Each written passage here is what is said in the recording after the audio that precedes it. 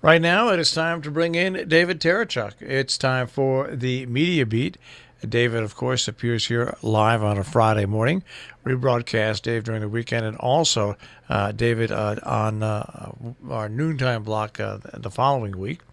You can also get this podcast form at robinhoodradio.com. Click on demand, click on the Media Beat with David Tereshchuk. He has his own webpage, which is themediabeat.us, and also posts at the Huffington Post. And he is a PBS television correspondent reporting on ethics and belief. And he's got the nice job this week, and that is being at South by Southwest. David, good morning. Good morning from Austin, Texas, the capital of the great state of Texas, and of course the home of South by Southwest festivals. Yeah, where else would I be in March? Maybe 3 degrees for you. In northwest Connecticut, it's in the 70s for us today. We're promised, maybe even touching the 80s. So what is before we get into we can get into all the other stuff, but for people now, what do you do now when you're down at the South by Southwest for people that are just joining in and know that this is a terrific annual event that seems to grow each year? It grows, and it offers enormous numbers of choices. We're here for 10 days, or some of us. I'm not going to spend the whole time here. But you have 3 main strands. It began this extraordinary thing that is South by Southwest some 30 years ago as a music festival. And along the way, it picked up a film festival along with that. And much more recently, something like, 18 years ago now, so it's not that new. There's what's called South by Southwest Interactive, which means all things internet related. So the place is dominated by geeks. One of the great pleasures I get here is to go to the Austin Convention Center, where it is centered. South by Southwest now takes over the entire city, but the core of it is at the Austin Convention Center, and the vast escalators there carrying people up and down the various floors where most of the real big name events happen. And it's wonderful just to share those escalators with people who are an awful lot younger than me, I have to say, and with a lot more hair. And the color of hair, ranging from green to purple, is a great thing to see. Young, experimentally minded geeks in the main. It's just a great experience. And the events this year are they're manifold. I wouldn't really know where to start. As I say, there's a mixture of film, internet, and music, and what a great mixture that is. But the sort of subjects that get tackled in the sessions here, because they're not only performances, not only screenings, not only demonstrations of interactive technology, but lots of discussion. So there are sessions in just about every building, publicly accessible building in the city, and so the themes of what's being discussed here are just so much in tune with the times. It's a smorgasbord. What else could I say? And it's also kind of a gathering place for media also. I think that's the big offshoot of it. How many media people across the country, I'm talking about new media, not necessarily old media. Old media come as well. I mean, there are various. One of the new catchphrases, well, not so new. It's been used for several years now, but they talk a lot about convergence between the different strands of South by Southwest, and also the headings under which topics are approached are now talked about as various tracks. And of course, media is one of the big tracks. So you get people from every strand of new media, of course, but it draws in traditional legacy media, if you like that word. So there's a big, hefty presence of, boring old media, people like me.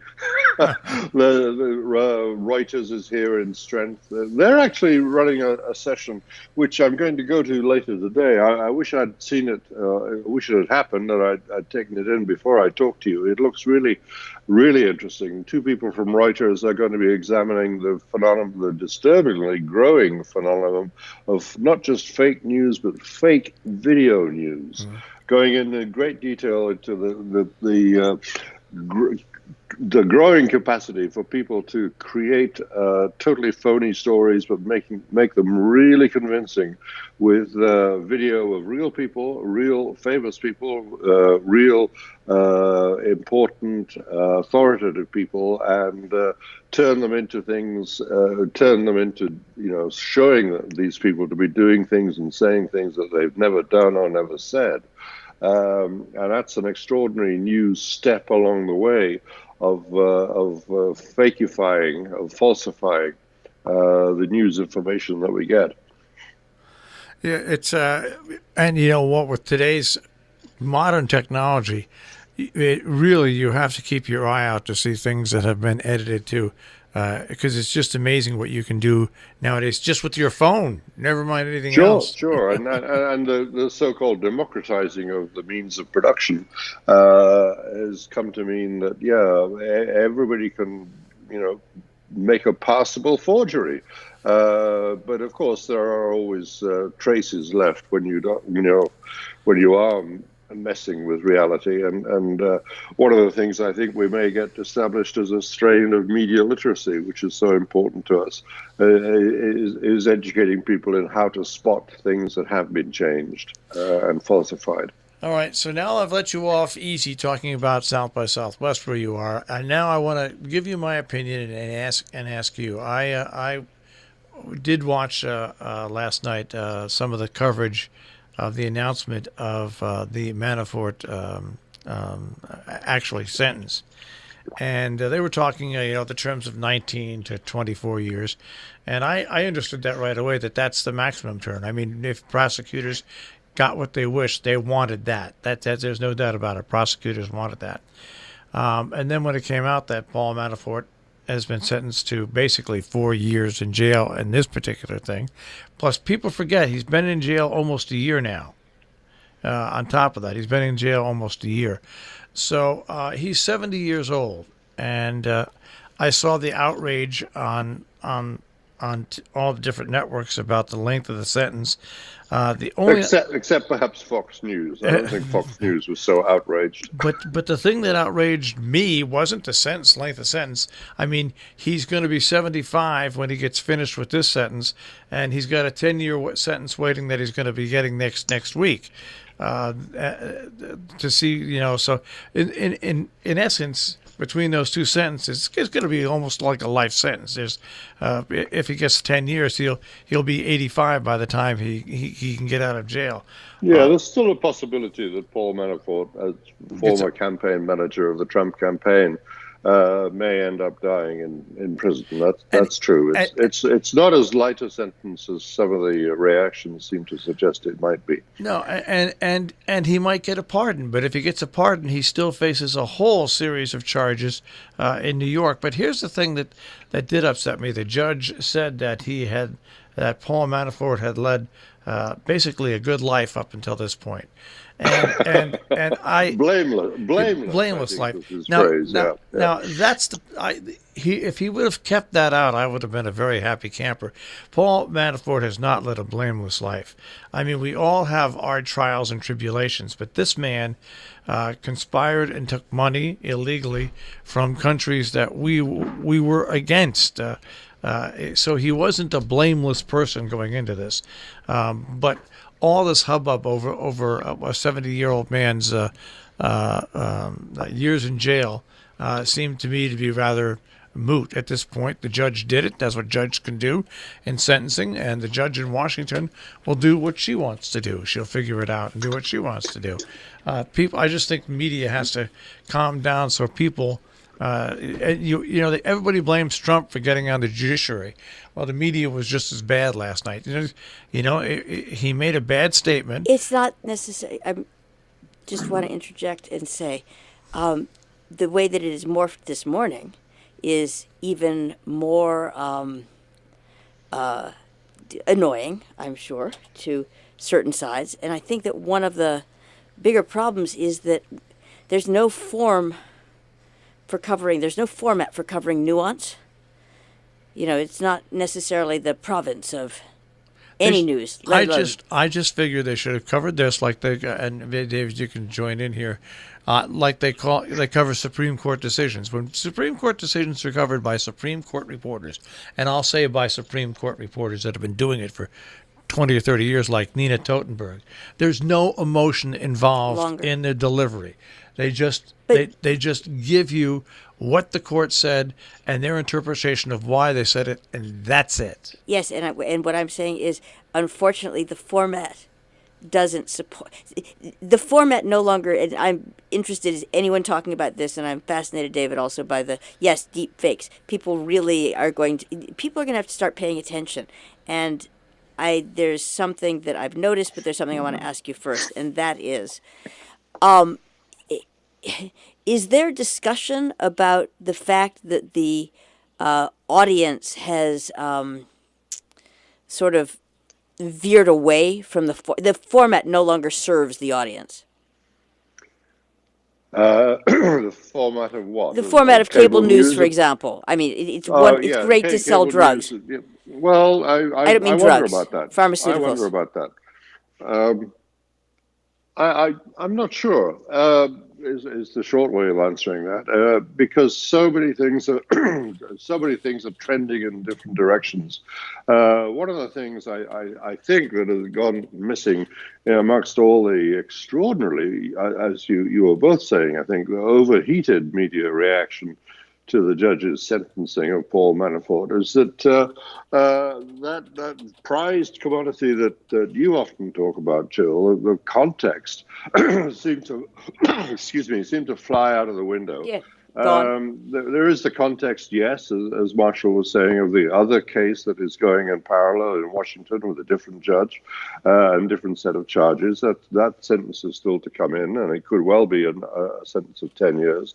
The other context is that federal guidelines that could have taken you up to 18 or 20 years in the sentence that Manafort got. Are only guidelines, and there is always room. There is always room in legal circles. This is well known for downward adjustment as well as upward adjustment by an individual judge who has discretion.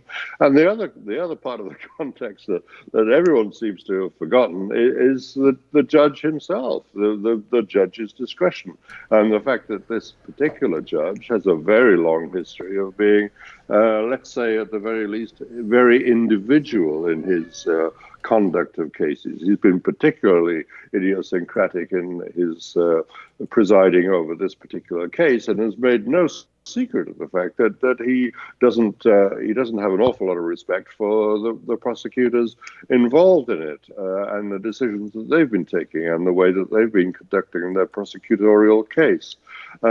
So as ever, you end up with poor coverage because of basic lack of context. And when the audience, as you're suggesting, might be diverging from the source now, I think it's because people are not getting hip to what's missing, but there's a vague uneasiness about what they're being fed, and they,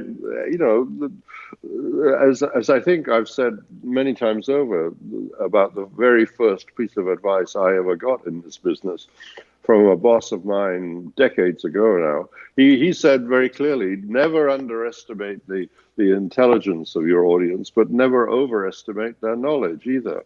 You've got to accept that you have most of the time, the audience is very, very smart. And they can make up their own minds about your own deficiencies as a communicator. Yes, but the part that it's going to sound like a minor divergence. Yesterday in the legacy media, and this is what I just went over the edge, was all about this week it's R. Kelly and how Gayle King did such a good job. And then she did all the night shows last night. And there are actually people out there, real live audience, people who purchase just regular people who are so done with the destroy a person, who gets cooked this week. And sure, there is one of the least edifying sites is the American media piling on an individual, and very often the individuals can have done despicable things, and they can be exhibiting despicable characteristics and despicable character. But yeah, there is something that sort of makes the needle waver considerably when you see everybody piling on, as I say, and it is certainly not edifying. And I can understand why you might feel that there's a mismatch between what the audience wants and what the sources are giving them, and just the continued and relentless sort of division of what the audience wants, the mocking of the intelligent, each side basically sort of implies that their audience is superior to the other audience. So there's a pandering. I think it's called pandering. Is that what pandering means? It's just it's really well, trying to suggest that your circle is in the know, and I thought it was... and yes, the obvious not just implication, often broadly stated, saying that the other side's audience are full of cretins. Yeah, and that's never I have I'm old, as I frequently say, and while everyone knows that I'm not the most tolerant person, especially when it comes to cretinism. Sorry, little known fact about me. So patient with. No. It's nice to hear it said out loud. Yes. But that being said, I make an effort not to say to the person who is behaving, in my view, cretinously, gee, you're too stupid to live, so why don't you just go away? Because it's really hard to get anything done. That distinct flavor of vituperative exchange is, of course, it's the curse of cable television, and of course the web. I mean, chat rooms and tweets and so much of what is supposedly public discourse. Well, it is public. Everyone can see it, or many people can see it at least. It will be interesting, just as a sidelight on this, it'll be interesting to see what Facebook ends up actually doing under this new regime promised yesterday by the leader of Facebook, and I use that word advisedly too, our great leader in the Facebook Inc. Is promising us now a Facebook devoted to privacy rather than the public forum now. Well, that's okay. It'll be interesting to see how that goes. All the data's gone. I mean, it's like, sure, it's a perfect. I'm sorry. We have nothing more to offer. We may as well retreat from the public square, as the leader once called it, back to what he's now calling the living room. It will be very interesting to see how Facebook makes that 180-degree turn. What really adds to the pile-it-on mentality of almost every news story is the fact that with cable news networks, there's a 24-hour news cycle, and now with social media, cable networks and regular normal networks watch social media for reaction and then bring that social media reaction into the normal media, and that's almost like putting wood on a fire that's going, so you let it go out. You take some lighter fluid. Throw a few more logs on it, and it keeps going. And that's the real problem is that social media now has combined with networks to almost be like, and it makes it the most unfortunate of situations. It's a real bad one big news cycle, and 3/4 of it on social media is BS. That's the problem. And what it does, going back to the deep fake lecture that Reuters is giving, that David is going to. It makes it impossible. Like you are truly standing there, blanking in the wind if you think that you can show people. If you can, you know, it has to be increasingly graphic to get people's attention. And so now, if you're saying, "Oh, by the Sure, way, yeah, this," your currency of outrage and your currency of sensation gets very devalued, of course, as you keep on using it, and you exaggerate and you tabloidize even more. You inevitably end up with a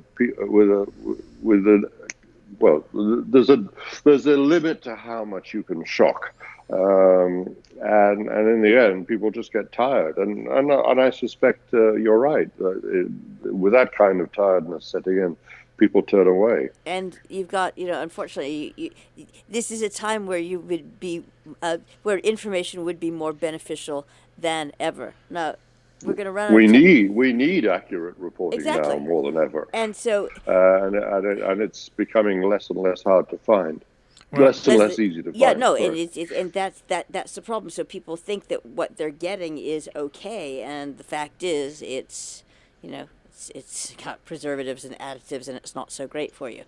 Um, as an aside, though, and Marshall is well aware of this. I'm waiting for, there are some traditions of journalism and reporting that I believe are still being maintained. It would just be really helpful if younger the younger kids were trained and encouraged to do that, instead of encouraged to chase after the, like, what's zipping around on the, on their device. Sure. Sources are vital to all journalism, and it's been a while now since I taught at Columbia Journalism School. But what has happened in the interim is that, yes, indeed, social media has become one of the main sources, especially for cable news. But the important thing that is taught to young journalists now is that social media, of course, is a source. It can't not be a source. It's there. It's very real. It's used by so many people. It's part of the national discourse, whether we like it or not. It's a source, but it is only a source, and it needs, like every other source, it needs to be cross-checked with others, and that's part of the training. I mean, that's part of the training for the practitioners, and I think it needs to be part of the training for the audiences too. And that's what, that's an essential part of media literacy now. Yeah, we may have seen that in a tweet, and we should be following it up. But for heaven's sake, the second step we have to take is to cross-check it with another reliable source as well. And if it doesn't it doesn't pass muster after that, then we don't run it until we have got it double-checked by another source. Thank you very much, David Tereshchuk, The Media Beat. Thank you.